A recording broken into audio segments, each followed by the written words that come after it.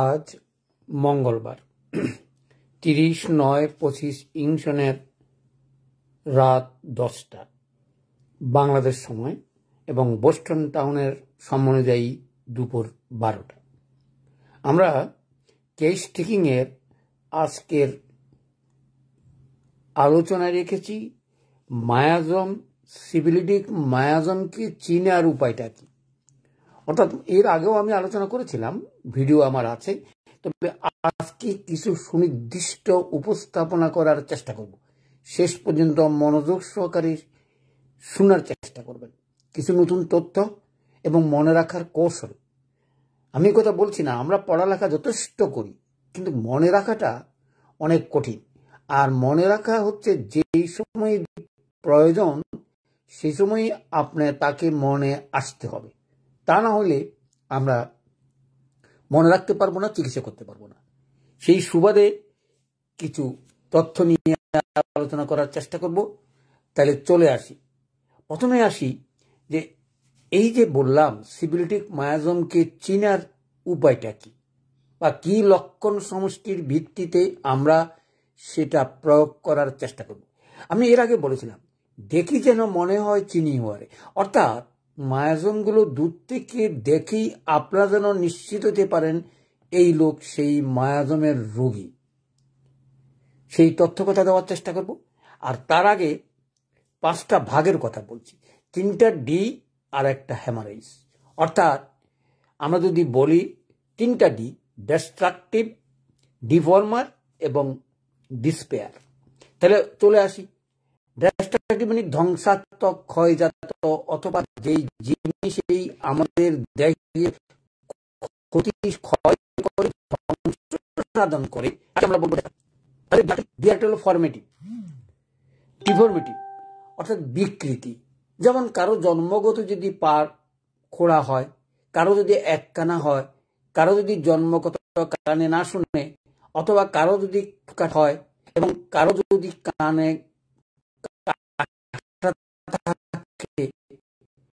এই ধরনের ডিফর্মিটি। অঙ্গে যদি বই থেকে দেখা যায় সেটা বিকৃতি, তাইলে আপনার ধরেই নেবেন সেটা সিফিলিটিক মায়াজম। যেমন জন্মগত কোনো কানা রোগ আপনার কাছে আসলো, বা বধির কোনো লোক আসলো, আপনি ধরেই নেবেন এগুলি বংশগতি মায়াজমেটিক এবং এগুলোর চিকিৎসা একটু দূরহ। তাহলে 3টা ডির ভিতরে 2টা ডি চলে গেল। প্রথম হলো ডিস্ট্রাকটিভ, ডিফর্মেটিভ, আর হলো ডিসপেয়ার, মানসিক অবসাদ। এই 3টা ডির কথা মনে রাখার চেষ্টা করবেন, তাহলে চিনতে পারবেন। আর আমি যেটা বললাম দূর থেকে চিনার উপায়টা কি, এই যে বললাম কারো ঠোঁট কাটা, কারো নাক চ্যাপটা, কারো হয়তো কানের লতি কাটা আছে, অর্থাৎ জন্মগত যাদের কোনো ট্রাবল দূর থেকে চিহ্নিত করা যায়, তাহলে অনায়াসই আপনি বুঝে নিতে পারবেন সেটা সিফিলিটিক মায়াজম। সেখানে সে অন্তত 20% আপনি পেয়ে গেলেন। অর্থাৎ তারে কোনো না কোনো সময়ে আপনার সিফিলিটিক মায়াজম ট্রিটমেন্ট যদি না করেন, তাহলে তার এই সকল রোগ থেকে দূরে রাখা কষ্ট। এখন 3টা ডির কথা বললাম, আরেকটা কি? আরেকটা হচ্ছে আলসারেটিভ এবং রক্তক্ষরণ। সংক্ষেপে যদি বলি আমরা আলসারেশন যেটা আমরা বলি, এবং হ্যামোরেজ অর্থাৎ রক্তক্ষরণ। প্রশ্ন আসছে এই যে রক্তক্ষরণ বললাম, রক্তক্ষরণ আবার শরিক মায়াজমও আছে। পার্থক্যটা কোথায়? কিভাবে আমরা নির্বাচন করব কোনটা শরিক, কোনটা সিফিলিটিক? এই যে বললাম, এই যে 5টার কথা বললাম, এই 5টার ভিতরে 3টা ভাগের কথা আগে বললাম, আর 2টা ভাগের কথা পরে বললাম। অর্থাৎ আলসার যদি হয় এবং সেই আলসার যদি ওই যে 3টা ডির ভিতরে থাকে, তাহলে ধরেই নেবেন সেটা সিফিলিটিক মায়াজম। সচরাচর আলসার হওয়ার কোনো কারণ থাকে না যদি সেটা শরিক মায়াজম হয় অথবা সাইকোসিস মায়াজম হয়। এই দোনোটা মিললেই তখন হয় ডিস্ট্রাকটিভ, যেটা আমরা সিফিলিটিক মায়াজম বলি। তাহলে পার্থক্যটা একটু ধরে রাখার চেষ্টা করবেন এই কারণে, কারণ প্রত্যেকটা ওষুধ সিম্পল ওষুধ দিয়েই আপনি নির্বাচন করবেন ওষুধগুলো। বারবার করে বলি এইসব কথা মনে রাখবেন, কারণ আমরা সিফিলিটিক মায়াজম 2টা ওষুধের কথা জানি, একটা হচ্ছে মার্কসল আর একটা হচ্ছে সিফিলিনাম।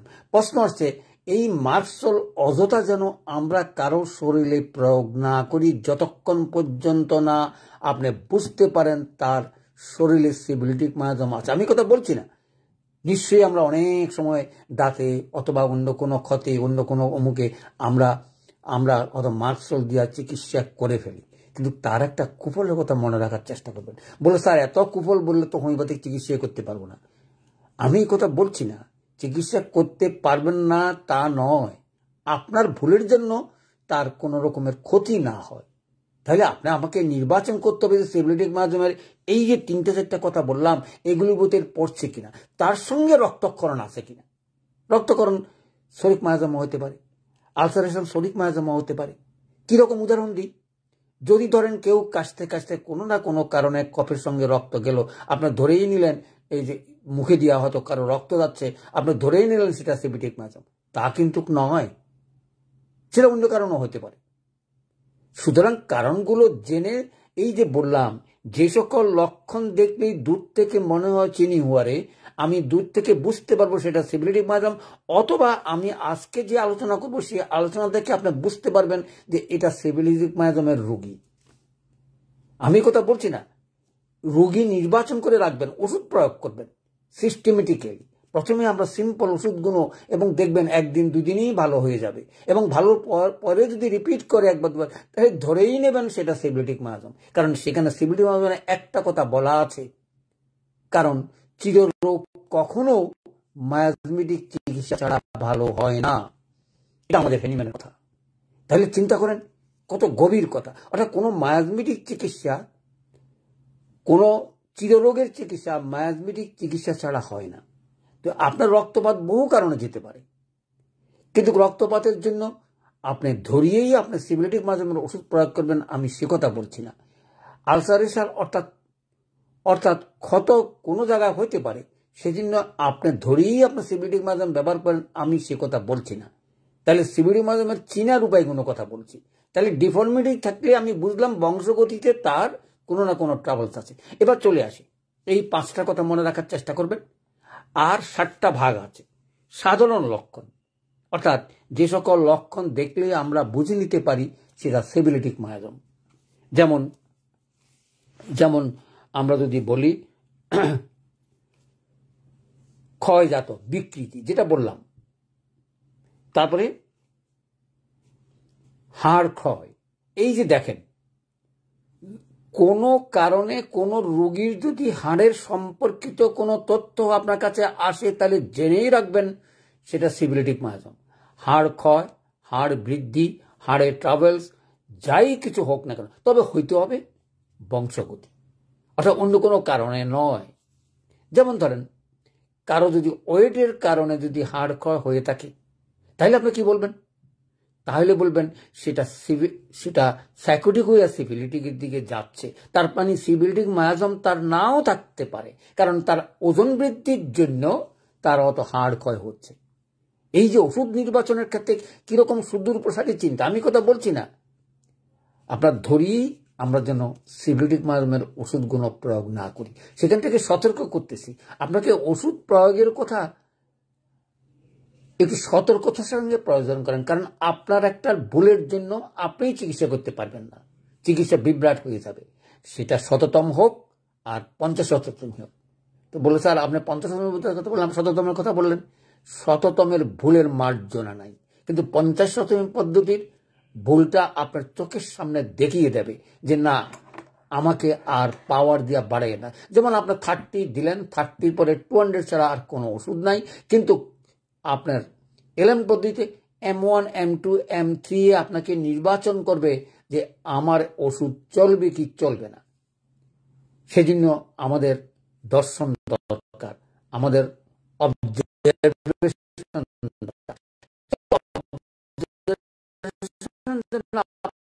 প্রত্যেকের থাকে এবং বিকৃতি এবং আলসারের। আর একটা কথা, যেই দাগ ক্ষত থেকে হোক বা অন্য কোনো রোগের কারণে যদি হয়ে থাকে, সেই দাগের চিহ্ন যদি সহজে না যায় তাইলে বুঝবেন সেটা সিবিলিটিক মায়াজম। যেমন একটা রোগ ভালো হয়ে গেল, দাগটা যাচ্ছে, সেখানেও আমরা সিবিলিটিক মায়াজম ছাড়া এটা হয়তো চিকিৎসা হবে না, তার শরীরে হয়তো সিবিলিটিক মায়াজম আছে। বলে স্যার একটা লক্ষণের কথা বললেন, এটা দিয়ে কি আমি সিবিলিটিক মায়াজম? যেমন আমি আরো কতগুলো লক্ষণের কথা বলি দূর থেকে আমরা যেন বুঝতে পারি। যেমন চ্যাপ্টা নাক, ক্ষয়জাত দাঁত, ইরেগুলার দাঁত, আক্কেল দাঁত, গঠন মতন কোনো জিনিস না হয় এবং সেখানেও ভাগ আছে। যেমন দাঁতের গন্ডগোল দেখলে আপনার ধরতে পারেন, অর্থাৎ ক্ষয়জাত দাঁত সিবিলিটিক মায়াজম। কিন্তু ক্ষয়জাত না হইয়া দাঁতগুলো সব ভালো আছে এবং হয়তো সিনসিন করে ব্যথাও করতে পারে, সেটা হয়তো ক্যালসিয়াম বা অন্য কোনো কারণে হতে পারে। সেখানে আপনার সিম্পল ওষুধগুলো দেওয়ার চেষ্টা করবেন, তাতে করে দেখবেন একটা কি দুইটা পাওয়ারই আপনি উপকার পাবেন। উপকার না হলে বুঝবেন সেটা চিররোগের ক্ষেত্রে পড়বে, আপনাকে উপকার পেতেই হবে। হতে পারে সিলেকশন হয়তো প্রথমে আপনি নির্বাচন করতে পারেন নাই, আপনার 4-5টা ওষুধ বা আমার বাক্স থেকে 100টা ওষুধের ভিতরে আপনি আলোচনা করলেন, এরকম কোনো ওষুধ নাই যে আপনার হাতে চিকিৎসা শুরু হবে না, শেষ না হইতে পারে। শুরু করা অন্তত আমার 100টা ওষুধ দিয়ে আপনি অনায়াসে করতে পারবেন। তারপরও আমি বলবো অন্তত 80% রোগী আপনি ভালো করতে পারবেন এ সকল ওষুধে। তারপরও ওষুধের কোনো আমাদের সীমাবদ্ধতা নেই, কারণ 2500 ভাগে বর্তমানে নাকি 4000 ওষুধ আছে।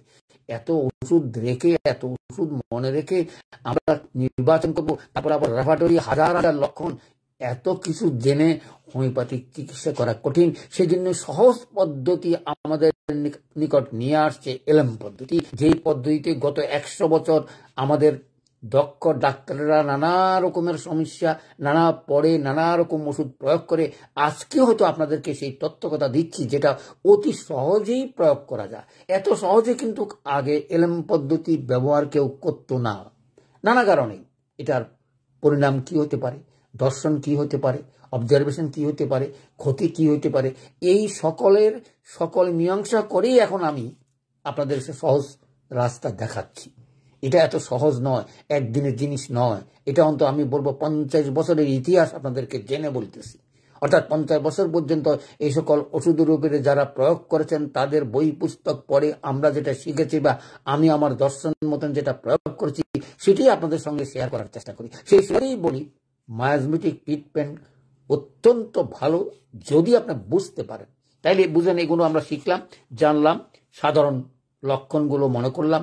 যদি তার কোনো রকমের ডিফর্মার থাকে এবং অর্থাৎ যেটা আমরা বলি বিকৃতি অথবা ডিস্ট্রাকটিভ কোনো কিছু থাকলে তাকে চলে আসি। দ্বিতীয়টা সাধারণ লক্ষণগুলো বললাম, অনেক সময় রাত্রে বেশি হয়, শুষ্ক এবং রুক্ষ চামড়া হইতে পারে, রক্তক্ষরণের ইতিহাস থাকতে পারে এবং সেটা যদি ভালো না হয়।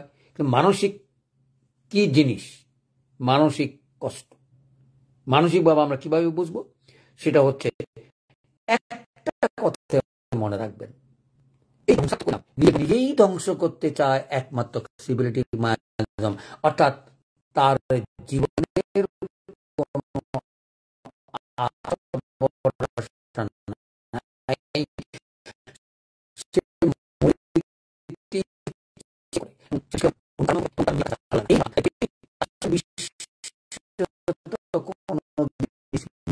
মিলবে কোনো কথাই।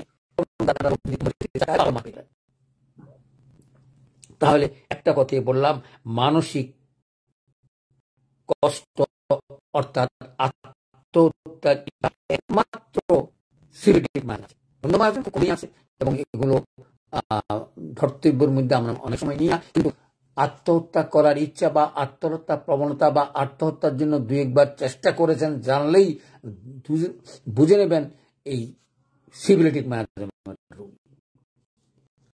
অন্য কারণও করতে পারে, তবে ওই বললাম দৃশ্য কোনো জিনিস, বংশগতির কোনো জিনিস যদি না আসে তাহলে অযথা সেটা ধরে নিতে পারেন না। হতে পারে মানসিক কষ্টের রোগী, আমরা আমাদের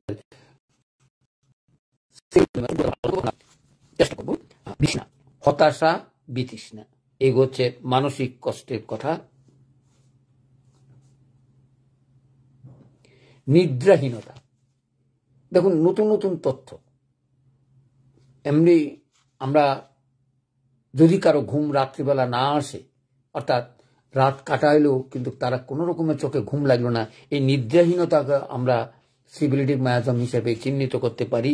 আর মন মরা ভাব, বাঁচার, যেটা আমি বললাম, বাঁচার কোনো তার আগ্রহ নাই, মনোজনের পৃথিবী থেকে সে তাড়াতাড়ি চলে যেতে পারলেই হলো। তাহলে সিবিলিটিক মায়াজমের এই সকল লক্ষণ পেলেই আমরা ওষুধগুলো নির্বাচন করতে আমাদের সুবিধা হয়। এই জন্যই আমি বলি, দেখি যেন মনে হয় চিনিওয়ারে আজকের একটা আলোচনা করলাম 3D এবং রক্তক্ষরণ, 3টা ডির কথা মনে রাখবেন।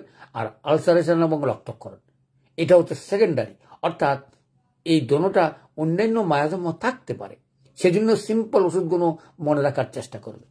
যেমন মিলিফোনিয়াম, রক্তক্ষরণ হইলেই আমরা অনেক সময় মিলিফোনিয়াম দিয়ে ভালো করতে পারি, সেখানে আমরা মার্কসল অথবা অন্য কোনো ফসফরাস এগুলো প্রয়োগ করার কোনো কারণ নাই। আমি সে কথাই বলছিলাম, ওই যে 18টা বাধা, সেই বাধাগুলো মনে রাখার চেষ্টা করবেন, তাইলে চিকিৎসা করতে আমাদের সুবিধা হয়। তারপর যেটা চলে আসি, কি সুন্দর মুখ, গলা এবং দাঁত, অর্থাৎ কোনো না কোনো লক্ষণ দেখে মুখ, গলা এবং দাঁত, অর্থাৎ এখানে যদি কোনো রকমের আলসার হয়, মুখে অত আলসার, গলায় আলসার, অথবা টনসিল পেকে গেল, পেকে মুছ পড়লো, অথবা ক্ষত ছিল, অথবা গলাতে কোনো রকমের ক্ষত থাকলেই আমরা বুঝে নেব। এবং তার সঙ্গে দাঁতের ট্রাভেলস, দাঁতগুলো ক্ষয় যাত, অর্থাৎ যেটা বলি অথবা পোকা খাওয়া বলি,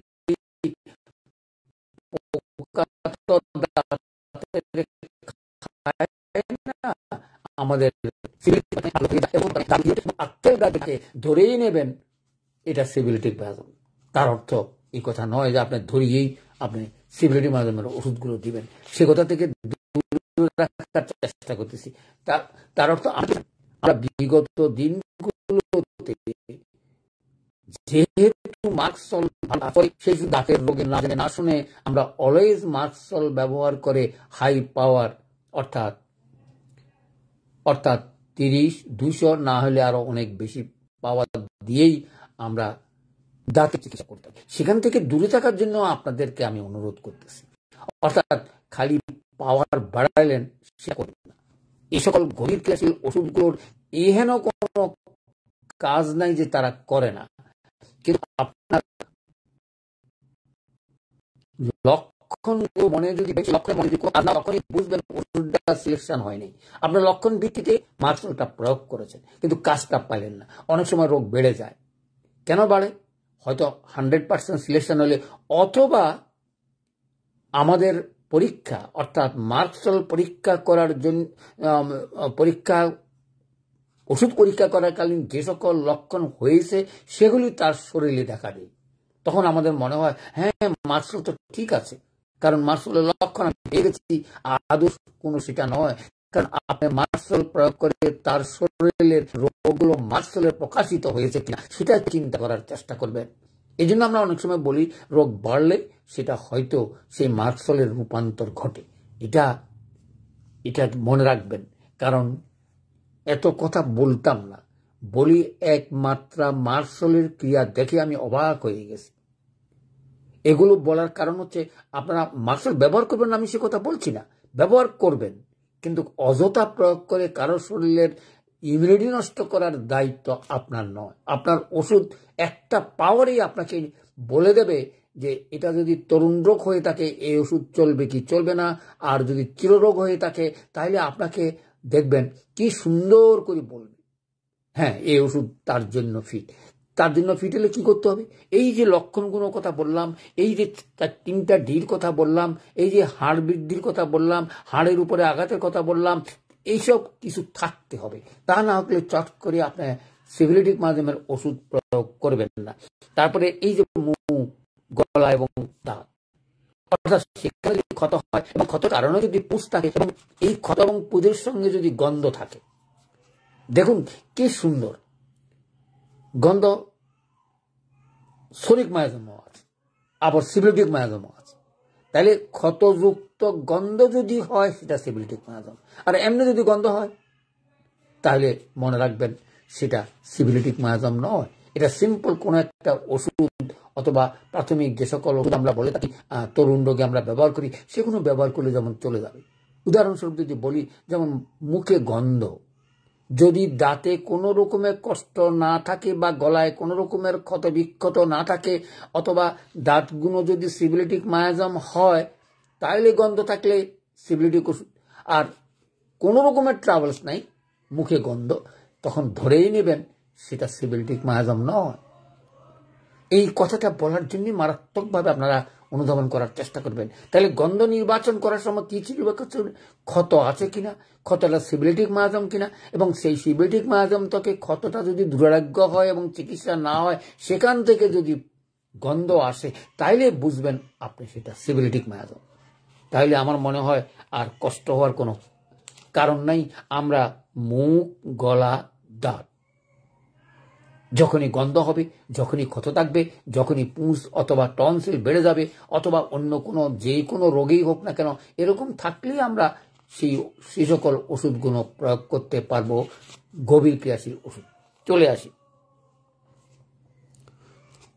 মাড়ি ফুলে যায়, রক্ত পড়ে, দুর্গন্ধ, জন্মগত বিকৃতি যেটা করলাম দাঁতের, টনসিল ক্ষয়ে গিয়ে ঘা যেটাও আলোচনা করেছি।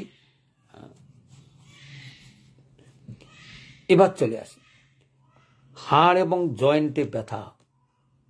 দেখুন, ব্যথা হলেই যে সেটা সিবিলিটিক মায়াজম হয় তা নয়, কারণ সাইকোটিক মায়াজমও আছে। ব্যথা ফুলা কিন্তু হাড়ের উপরে যদি হয় এবং সেই হাড় যদি জয়েন্টে জয়েন্টে ব্যথা করে, অর্থাৎ হাড়ের ব্যথাগুলো যদি আমরা উপলব্ধি করতে পারি, হাড় বৃদ্ধি। আবার অনেক সময় হয় কি জানেন, এই জন্য রোগ নির্বাচনের ক্ষেত্রে বড় কঠিন বলবো না, একটু খালি দূরদৃষ্টিতা থাকলেই আপনারা বুঝতে পারবেন। যেমন ধরেন কারো বডিতে আঘাত, সেখানে হাড় জোড়া লাগছে, সেখানে হচ্ছে ক্যান্সার, কিন্তু আপনার কাছে আসলো, আপনার সেই তার আঘাতের ইতিহাস নিলেন না, আপনি ধরে নিলেন তার হাড়ের ব্যথা, আপনি সিবিলিটিক মায়াজমের ওষুধ দিয়ে বসলেন, তাইলে আর হোমিওপ্যাথিক চিকিৎসা হলো না, আটকে গেলেন। তার এই হাড় ব্যথা আর ভালো হবে না, কদিনও তো ভালো থাকবে, আবারও হবে। যতক্ষণ পর্যন্ত না মূল কারণ বের না করে যদি আপনি ওষুধ প্রয়োগ না করেন, তাহলে আপনার সাকসেসফুল ডাক্তার হতে পারবেন না। কারণ আমরা গত 200 বছর অনেক ভুলভ্রান্তি করে এসেছি নানা কারণে। দোষগুলো আমাদের কাঁধে নেওয়া উচিত। আমরাই হোমিওপ্যাথিক ডাক্তারেরা ভুল করে, তাড়াহুড়া করে চিকিৎসা করতে গিয়ে, এলোপ্যাথিকের সঙ্গে কম্পিটিশন দিতে গিয়ে আমাদেরকে আজকে কেউ মূল্যায়ন করে না। এটুকু আপনারা মনে রাখার চেষ্টা করবেন। আপনাদেরকে মূল্যায়ন করে না আপনাদের দোষ না, আমরাই দোষ করে আসছি। কারণ আমরা তাড়াতাড়ি রিলিফ দেওয়ার চেষ্টা করি, মূল চিকিৎসাতে আমরা যাই না। বলে স্যার এটা আবার কি বললেন, তাড়াতাড়ি চিকিৎসা তো করে ফেলাম, শ্বাসকষ্ট রোগী শ্বাসকষ্ট ভালো হয়ে গেল, দাঁতের রোগী দাঁত কষ্ট না, ওই ভালো না। আমাদের ভালো হচ্ছে বাকি জীবনে যেন আর কোনো রোগ শোক না আসে। বলে স্যার সেই জন্য কি রোগী আমাকে সময় দেবে? এই জন্য আমরা করি কি, এলোপ্যাথিক্যালরা যেভাবে তাড়াহুড়া করে চিকিৎসা করে, এক একটা অঙ্গ কেটে ফেলে, টনসিল হয়েছে টনসিল কেটে ফেলো, অমুকটা হয়েছে, আমরা তা করতে পারি না। আমাদের সকল রোগীর চিকিৎসার সমাধান আপনার হাতে। এই যে আমরা আটকে যাই, এই যে আমরা চিকিৎসা করতে পারি না, কারণ আমাদের কাছে শেষ পর্যন্ত কোনো সমাধান বা কোনো রকমের হসপিটাল ক্লিনিক আমরা কার কাছে যাব? আমাদের মা বাপ নাই গতিকেই আজকে আমাদেরকে কেউ মূল্যায়ন করে না, কেউ বিশ্বাসও করে না। আর বিশ্বাস করার মতন আমাদের যোগ্যতারও অভাব আছে, কারণ আমরা এক একজনে এক এক কথা বলি। কারো হাতে যদি ভালো হয়, আমি সব রোগী ভালো করে ফেলছি, হইতেই পারে, তাতে করে হোমিওর কিচ্ছু আসে যায় না। হোমিও ওষুধ এমন জোশ, হয়তো কেউ কোনো তরুণ রোগ ভালো করলেই বলে আমি সব ভালো করে ফেলছি। সেখান থেকে আমাদেরকে বেরিয়ে আসতে হবে। আমরা মূল চিকিৎসা করব, আগামী প্রজন্ম যেন কোনো রকমের বিকৃতি লোক জন্মগ্রহণ না করে। বলে সেটা আবার কি, এই যে অটিজম, তারপরে আছে অঙ্গহানি, অথবা যে সকল আমরা দেখতে পাই, এগুলোর চিকিৎসা হোমিওপ্যাথিতে এত সুন্দরভাবে বলা আছে। পৃথিবীকে যদি মুক্ত করতে চান সে সকল সমস্যা থেকে, একমাত্র সিবিলিটিক মায়াজমের চিকিৎসাই আপনাকে সকল রকমের দুরারোগ্য রোগ যেগুলো আমরা বলে থাকি, অর্থাৎ অটিজম অথবা জন্মগত, সেখান থেকে আমরা উদ্ধার করতে পারি যদি আমরা বুঝতে পারি এই লোক সিবিলিটিক মায়াজমের। কি সুন্দর তথ্য কথা, এক একটা তথ্য কথা যদি আমরা আলোচনা করি দিন শেষ হয়ে যাবে না। তারপর আমি মনে করি এই আমার কথাগুলো বলে যাওয়ার কারণটা হচ্ছে আমরা যেন ভুল না করি, চিকিৎসা করতে গিয়ে যত কম ভুল হয়। আর কি সুন্দর M1 M2 M3 4 এর উপরে আপনাদেরকে নিষেধাজ্ঞা প্রয়োগ করার কথা। আর যারা সিম্পল ডাক্তার করেন অর্থাৎ ঘরের ডাক্তারি করেন তারা 1-2 বুঝতে পারবেন, কারণ তরুণ রোগে 1-2 ভালো না হলে বুঝে নেবেন আপনার সিলেকশন ঠিক হয়নি। আর চিররোগের ক্ষেত্রে আমি 4টা পাওয়ারের কথা বললাম। কারা প্রয়োগ করবেন? যারা দক্ষ ডাক্তার তারাই প্রয়োগ করবেন। কিন্তু যারা সিম্পল হোমিওপ্যাথিকে চিকিৎসা করতে গিয়ে পারিবারিক চিকিৎসা করবেন তাদেরকে বলবো M1 M2 উপরে ব্যবহার করার কোনো প্রয়োজন নেই কোনো রকম তরুণ রোগের। আর রোগগুলো ধরতে গেলে হোমিওপ্যাথিক ডাক্তারের চিকিৎসা বা রোগীলিপি দিয়ে পদ্ধতিতে সেবা নেওয়ার চেষ্টা করবেন। আপনারা গুলো দেখছেন যারা হোমিওপ্যাথিক বিশ্বাস করেন তাদেরকে অনুরোধ করব ডাক্তার বেছে নেওয়া। আপনি বলবেন কেস টেকিং নিবেন, ওষুধ লিখে দেন, আমি সচেতন পদ্ধতিতে খাবো। সে যেভাবে মাত্রই দেখতে পাবেন। প্রশ্ন আসছে যে ওষুধটা খাঁটি হবে। এই খাঁটিটা এখনো নানা সমস্যা। ইন্ডিয়ার অনেক রোগী আমার কাছে আমি বলি কিন্তু কাজ হয় না। কি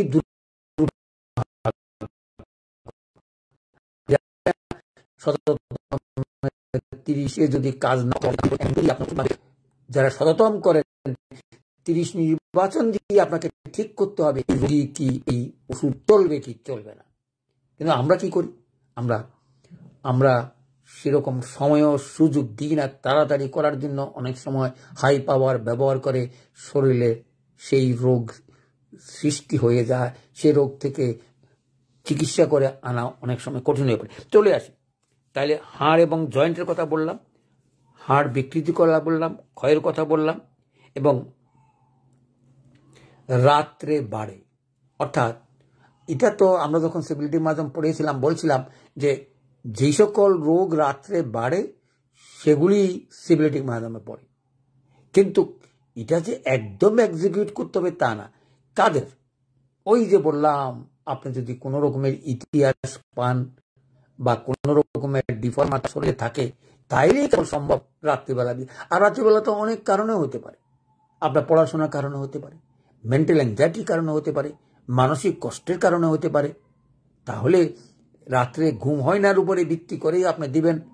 কালকেও বলতো কোনো এক লোকে জিজ্ঞাসা করছে বামে ডাইনে ওষুধ কিভাবে নির্বাচন করব, যে ওষুধ বামে সেই ওষুধ ডাইনে কি কাজ করবে, ডাইনের ওষুধ বামে কি কাজ করবে। দেখুন শততম পদ্ধতিতে সেভাবে সিস্টেমেটিক্যালি করা আছে। অর্থাৎ সেটা একটা দৃষ্টান্ত দিয়েছে।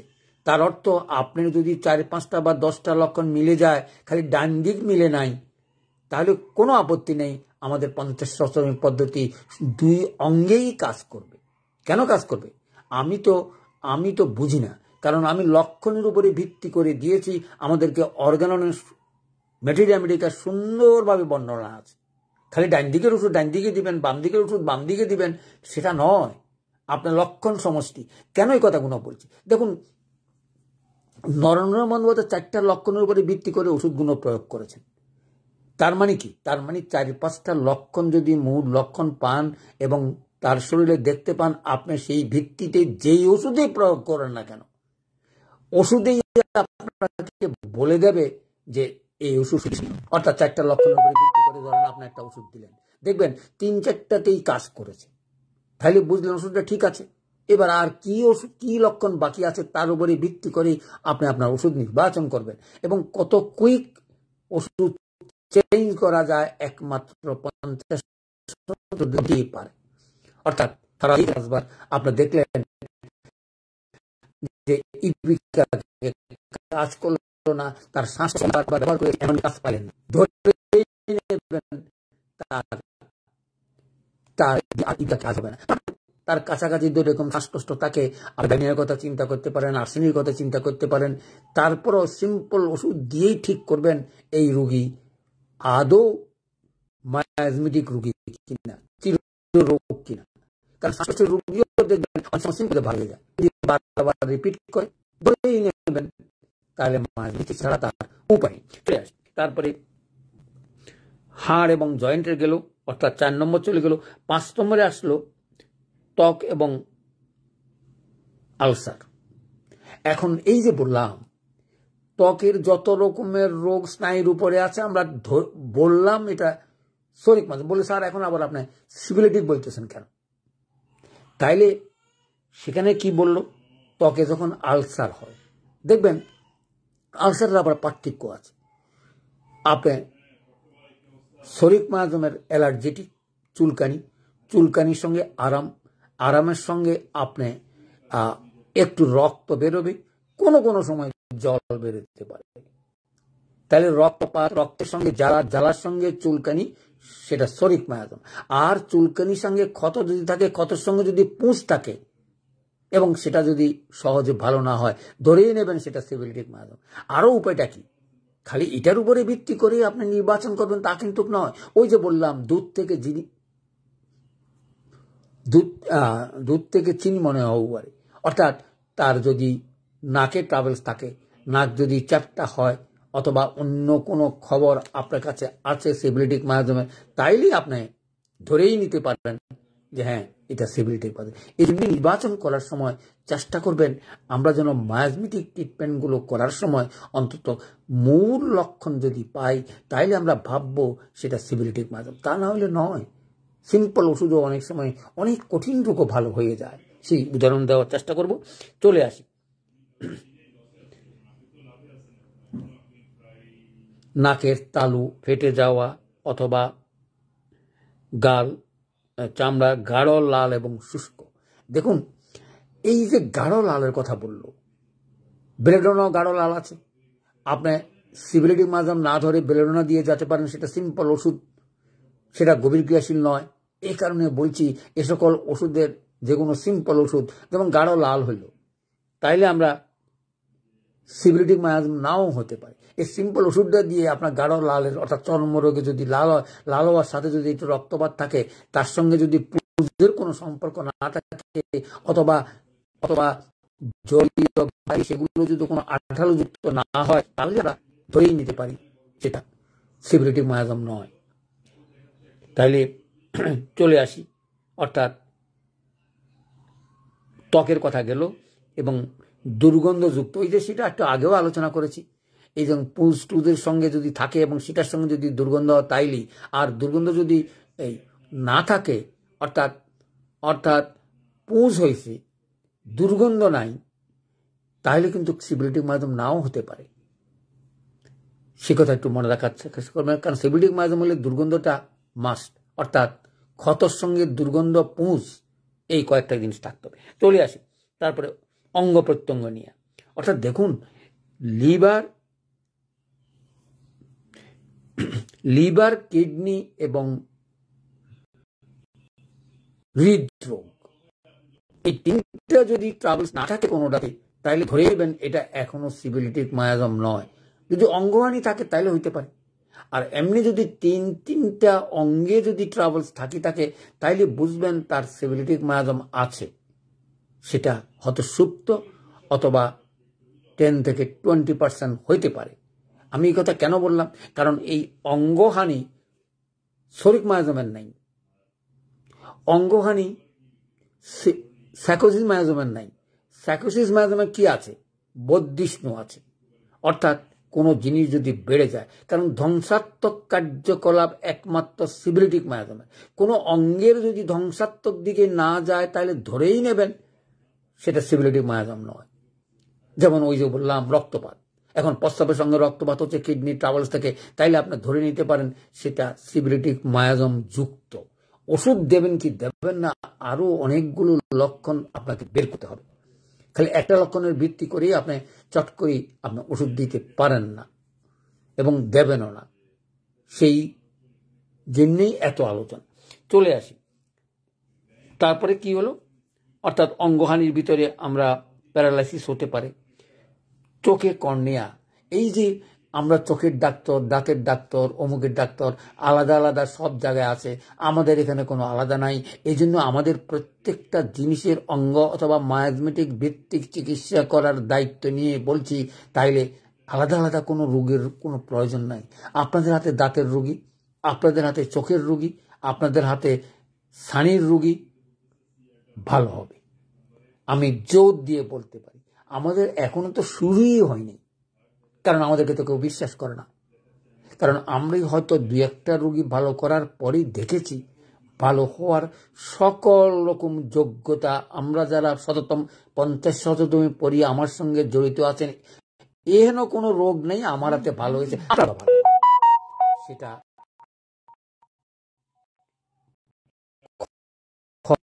হয়ে যায় তো দাঁতে হোক আর চোখের চিকিৎসা করা।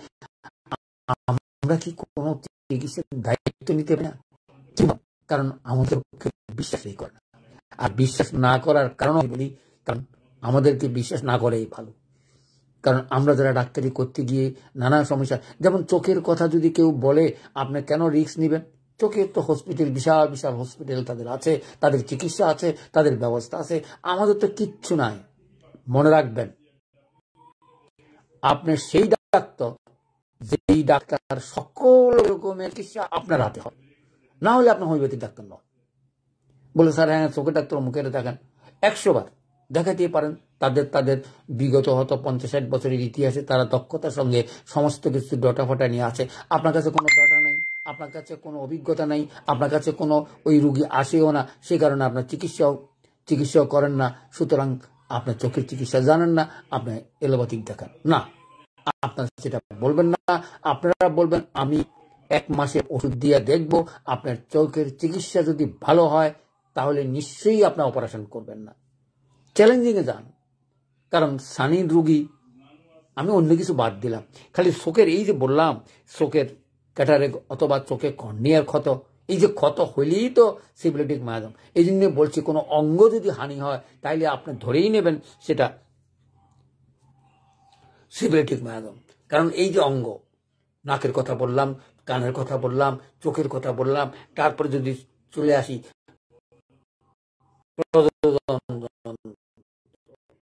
অর্থাৎ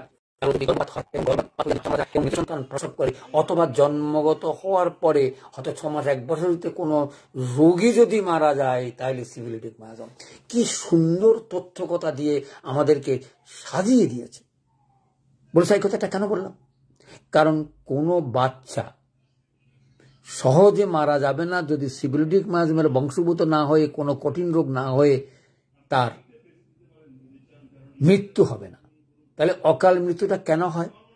যেমন জন্মগত কারণ থেকে যদি সে সিফিলিটিক মায়াজম হয়ে থাকে এবং সেই সিফিলিটিক মায়াজমের রোগী সচরাচর 6 মাস 1 বছরের ভিতরেই তার মৃত্যু হয়। অর্থাৎ আপনি যদি কারো কেস টেকিং নিয়ে থাকেন এবং সেই সময় যদি বলেন যে 1 বছরে কোনো ছেলে মেয়ে মারা গেল কিনা, মারা গেলে কিভাবে মারা গেল, কেন মারা গেল, সেই কফিয়তগুলো যদি আপনি নিতে পারেন তাহলে আপনি ধরেই নিতে পারেন যে সেটা সিফিলিটিক মায়াজম।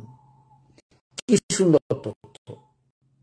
কিন্তু আমরা এত খবর নিয়ে চিকিৎসা করার সময় সুযোগ হয়তো আপনাদেরকে দেয় না বা আমাদেরকে দেয় না। সেই সুযোগটা আপনাদেরকে নিতে হবে। আপনারা চ্যালেঞ্জিং দিতে হবে। রুগী আসলেই বলবেন আপনার 80 বছর পর্যন্ত বাঁচবেন, আপনার ক্যান্সার হবে না, আপনার টিবি হবে না এবং কোনো রকমের অঙ্গহানি হবে না। এই গ্যারান্টি না দিতে পারলে আপনার কাছে কেন থাকবে? আর এই চিকিৎসাই যদি করতে না পারেন তাহলে হোমিওপ্যাথিক আমি কেন করবেন? সোজা কথা, হোমিওপ্যাথিক করব আপনার যেন কোনো রোগ শোক না হয়। আপ্রাণ চেষ্টা থাকে একটা রোগের চিকিৎসা করার পরে সকল রকমের রোগের চিকিৎসা করবেন, অথবা আমরা ইমিউনিটি বলি, সেই ইমিউনিটিকে বর্ধিষ্ণু করে দেওয়া হবে, তার রোগ যেন সহজে আক্রমণ না হয়। এই তথ্য কথাই আজকে দরকার। আজকে যারা ডাক্তারি করেন আমি একটা কথাই বলবো, বা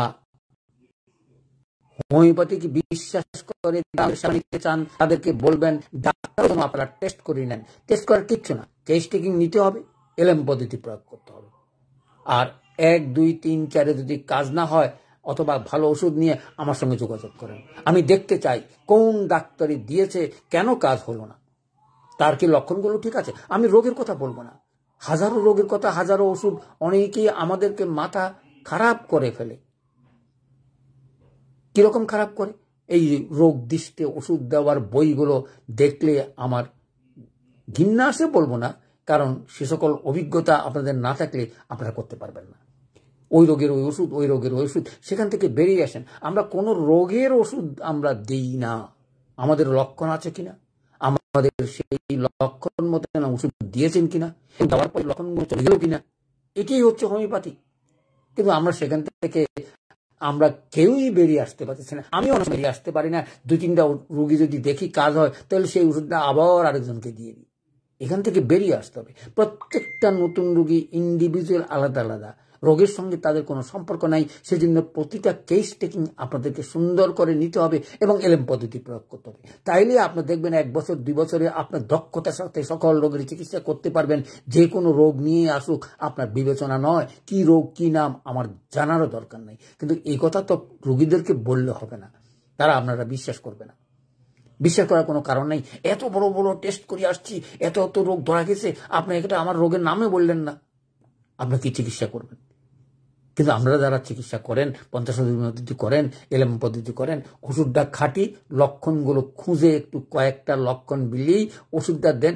আপনাকে দেখবেন ওষুধই ডাক্তার বানাবে, কারণ আপনার লক্ষণের ভিত্তিতে ওষুধটা প্রয়োগ করছেন। 3টা লক্ষণের পরে সে আর কাজ করে না, আরো 5টা নতুন লক্ষণ দেখলেন, সেই লক্ষণের ভিত্তিতেই আপনার ওষুধগুলো প্রয়োগ করবেন। একদম অঙ্কশাস্ত্রের মতন। অঙ্কের রেজাল্ট মিললে 5, না মিললে 0। ঠিক আমাদের হোমিওপ্যাথিতে তাই। আপনি করে করে যাবেন। আপনি এই যে বললাম, আপনি 1 বছর 2 বছর যদি কেস টেকিং নিয়ে লক্ষণ মতন চিকিৎসা করতে যান, 1 বছর 2 বছর পরে আপনি অবাক হবেন, যেন কোনো রোগ নেই, আপনাদের চিকিৎসা হবে না। বড় দুর্ভাগ্য। এরকম কথা বললেই কি কেউ ওঠেই না, কারণ আমাদের বই পুস্তকগুলো এই রোগের এটা বলতে আমরা সব শেষ করে ফেলেছি। আমরা লক্ষণ করার চেষ্টাও করি না, খালি আমাদের ম্যাটেরিয়ালিটিতে লক্ষণের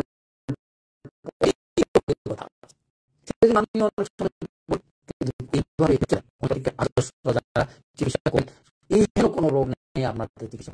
আমার কথা হচ্ছে, আমার ওষুধগুলো 3বার প্রয়োগ করার পর যদি কোনো রকমের চিকিৎসা করতে না হয়, আমাকে অভিযোগ করবেন যে আমি এই 3টা রোগ ওষুধ প্রয়োগ করে চিকিৎসা করতে পারছি না, আপনি আমাকে দেখিয়ে দেন, আমি আপনাকে শিখিয়ে দেবো। বাকি জীবনে আর কিচ্ছু করতে হবে না, আমি দেখিয়ে দেবো কোন কোন জায়গায় ভুল করেছেন, কেন করেছেন, সেটাও বলে দেবো। এবং সেই কারণে এটা হয়নি। নইলে আপনার চোখ খুলবে, হয় আপনার চিকিৎসা করতে পারবেন, নিজের চোখ খুলবে প্রয়োগ করতে করতে, আর আমার ভিডিওগুলো দেখে সাহায্য নেওয়ার চেষ্টা করবেন। আমি তথ্য কি বলি, আর কোনো জন্য ভুল কিছু বলে তাকে অর্গানের সঙ্গে মিলিয়ে নেবেন, সেখানে যা বলে তাই। আমার কোনো কথা আমি বললে বলার চেষ্টাও করি না, কারণ আমি দেখেছি আমাদের ম্যাটেরিয়া মেডিকাতে এবং অর্গাননের এমন কোনো তথ্য নাই যেই তথ্য আপনার প্রমাণ হবে না। চলে আসি তারপরে কি, তারপরে যেটা এই যে বললাম অঙ্গ প্রত্যঙ্গ 8, চলে আসি প্রজনন কথা বললাম, গর্ভপাত, মৃত সন্তান এবং জন্মগত কোনো বিকৃতি যদি তাকে, চোখের কথা বলবেন, নাভের কথা বলবেন। আর 7 নম্বর হচ্ছে বংশগত। তাইলে এই যে প্রথম আলোচনা করলাম জন্মগত বিকৃতি, যেটা প্রথমেই আমি আলোচনা করছিলাম যে ডিফর্মিটি অথবা ডিস্ট্রাকটিভ কোনো যদি জন্মগত কিছু থাকে, তাহলে যেমন অকাল মৃত্যু বললাম, জন্মগত বিকৃতি, দাঁত বিকৃতি, বধিরতা এবং চোখের সমস্যা। তাহলে আলোচনা প্রায় শেষ। আমরা কয়েকটা পয়েন্টের উপরে ভিত্তি করে আলোচনা করলাম এবং প্রথমে আলোচনা করলাম 5টা পয়েন্ট, যে পয়েন্টগুলো 3টা ডি, একটা রক্তক্ষরণ, আর 7টা মানসিক, শারীরিক, তারপরে চোখ, কান, নাক, দাঁতের কথা বললাম, হাড়ের কথা বললাম এবং জন্মগত কারণের কথা বললাম। এই কারণগুলো থাকলেই, আর প্রশ্ন আসছে স্যার এতক্ষণ তো পড়াইলেন সিভিলিটিক রোগ আর সিভিলিটিক মায়োজম কি জিনিস? দেখুন, 2টা কথা আপনাদেরকে বলি। একটা হলো সিভিলিটিক রোগ হয়তো অর্জিত আপনার হয়েছে, কোনো ইনজেকশন দিয়া চাপা দিয়েছেন, অথবা অহোমিওপ্যাথিক মতে চিকিৎসা করে সুস্থ হয়েছেন বলে দৃঢ়তার সঙ্গে বলেন, কিন্তু দেখা যায় যে টেস্ট করলে সেই পজিটিভে আসে, আপনার দেহ থেকে সেটা যায় না। কিন্তু যদি আপনি সিভিলিটিক রোগ হয়ে থাকে এবং সেটা যদি হোমিওপ্যাথিক মতে চিকিৎসা করেন, তাহলে দেখবেন আপনার রক্তে আর সেরকম চিহ্ন থাকবে না। প্রশ্ন আসছে, যারা বংশগতিতে সিফিলিটিক মাধ্যমে চিহ্ন নিয়ে আসে সে সকল রোগের আমরা চিকিৎসা কিভাবে করব। অনেক সময় হয়তো রোগী আপনাদের কাছে আসবে, সেগুলি সিস্টেমেটিক্যালি লাইফ হিস্ট্রি নিয়েই চিকিৎসা করার চেষ্টা করবেন। কেন আমি এই কথা বলছি? কারণ মায়াজম একটা অর্জনে হয় না। কারণ এই মায়াজম অর্থাৎ সিফিলিটিক মায়াজমের রোগগুলো সিফিলিটিক চাপা পড়ার রোগ অথবা বংশগতিতে আগের থেকেই চলে আসছে, এরকম রোগীই সিফিলিটিক মায়াজমের পরে। বলে স্যার এটা বোঝার উপায়টা কি? খুব সহজ, ধ্বংসাত্মক কিছু। যেমন আমরা যদি কোনো বাচ্চা দেখি কোনো পরিবারে আছে, অর্থাৎ সেটা সিপিটি অর্থাৎ আমরা অটিজম বাচ্চা বলি, অথবা বিকৃতি বাচ্চা বলি, অথবা কোনো রকমের অসামঞ্জস্যপূর্ণ বাচ্চা বলি, তাহলে ধরেই নেবেন এটা সিফিলিটিক মায়াজম। অর্থাৎ তার মা বাবার বা আব্বা মার অথবা বংশগতিতে তার ছিল, সেখান থেকে চাপা পড়েই এই রোগগুলো আসছে।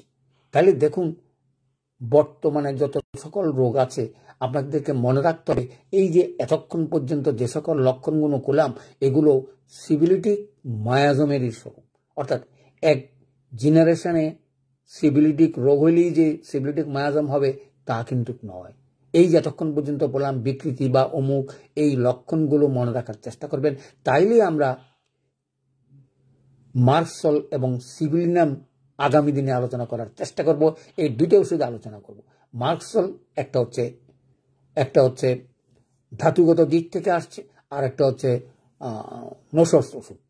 কারণ এই দুইটা ওষুধেই মেইন, আরও 3-4টা ওষুধ আছে, সেগুলি আমি আলোচনা করার চেষ্টা করব। এই সকল ওষুধ প্রয়োগ করার আগে বারবারে ভাববেন আমি যে দিয়েছি কটা লক্ষণ আমি মিলালাম, কটা লক্ষণ চলে গেল, কটা লক্ষণ গেল না। আপনার হিসাবটা হবে তাই, অঙ্কের মতো। আপনার কটা লক্ষণের উপরে ভিত্তিতে আপনার ওষুধগুলো প্রয়োগ করেছে, সেই লক্ষণগুলো কি আছে না গেল। এবং আমার বিশ্বাস আপনারা সেই লক্ষণের ভিত্তিতে যে ওষুধই প্রয়োগ করে না কেন এলএম পদ্ধতিতে, সেই লক্ষণগুলোর অন্তত 80% থেকে 90% আপনার লক্ষণগুলো চলে যেতে হবে। আপনি ঠিক ওষুধটা প্রয়োগ করেন। যদি না যায় তাহলে বুঝে নেবেন ওষুধের কোনো দোষ আছে, অর্থাৎ ওষুধটা খাঁটি নয়। খাঁটি যদি ওষুধ হয় আপনাকে বলবে এই 3টা ওষুধ আমি 3টা লক্ষণের ভালো করতে পারছি, আরগুলো আমি করতে পারি নাই। আপনি চিন্তা করে আপনি ওষুধ ঠিক করেন, কারণ আপনার কাছে লাইফ হিস্ট্রিটা আছে। আর কোনো লক্ষণে যখন কাজ হবে না, অর্থাৎ একিউট লক্ষণে যখন কাজ হবে না, তখনই আমাকে চিন্তা করতে হবে কি ভিত্তিতেই আমি ওষুধগুলো নির্বাচন করব। অর্থাৎ মায়াজমেটিক চিকিৎসা ছাড়া এই যে চিররোগের কথা বললাম, যেমন ডায়াবেটিসের কথা বললাম, এটা অনেক সময় একটা ওষুধ দিয়ে ভালো করা যায় না। হার্টের রোগ বলেন, চোখের চিকিৎসা বলেন, দাঁতের চিকিৎসা বলেন, এগুলি যদি বংশগতিতে অথবা মায়াজমেটিক ট্রিটমেন্ট করতে হয়, আপনাকে ঠিক করতে হবে সে কোন মায়াজমের রোগী, এবং উচ্ছ্বাস যদি হয় তখন সেই ওষুধগুলো দিয়েই মূল ওষুধে চলে গেলেই সকল রকমের রোগ আপনার হাতে নিশ্চিন্তে ভালো হবে। আমি আশা করব আপনারা 3টা কথা মনে রাখবেন। একটা হচ্ছে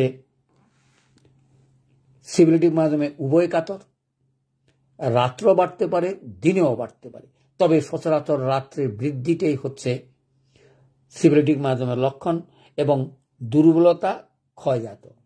আর সহজেই যেই রোগ ভালো হয় না, সিফিলিটিক মায়াজম ধরে যদি দেখেন তার রোগটা ভালো হয় না, তাইলেই আপনি সিফিলিটিক মায়াজম ওষুধ প্রয়োগ করতে পারবেন। সেই ওষুধের নাম আগামী দিন আলোচনা করার চেষ্টা করব। আজকে আলোচনা শেষ করছি। আশা করি আপনারা কঠিন রোগগুলো অর্থাৎ চিররোগগুলো চিকিৎসা করতে নির্বাচন করার আর কোনো রকমের অসুবিধা হবে না বলে আমার বিশ্বাস।